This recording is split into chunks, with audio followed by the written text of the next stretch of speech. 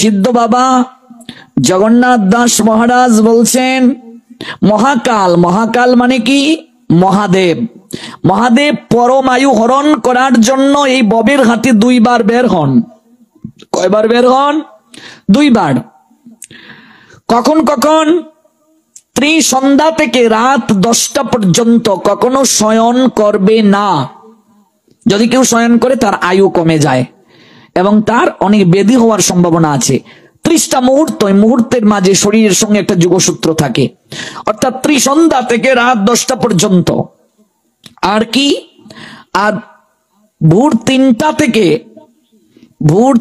থেকে সূর্য উদয় পর্যন্ত, ভোর 3টা থেকে সূর্য উদয় পর্যন্ত যদি কেউ শুয়ে থাকে তার আয়ু ক্ষয় হয়। তো আমরা তো সবাই এই সময়টাতেই ঘুমাই, মানে বিশেষ করে সকালবেলা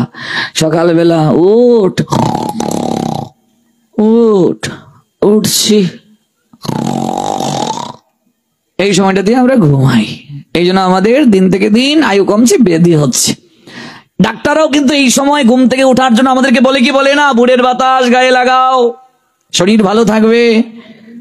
আমাদের আচার্যগণ যা বলেছেন সব সায়েন্টিফিক। এবার সেই সিদ্ধ বাবা, আমি একটু বুঝাতে চাচ্ছি সদ্গুরুর কৃপা মানুষকে কোথায় নিয়ে যেতে পারে।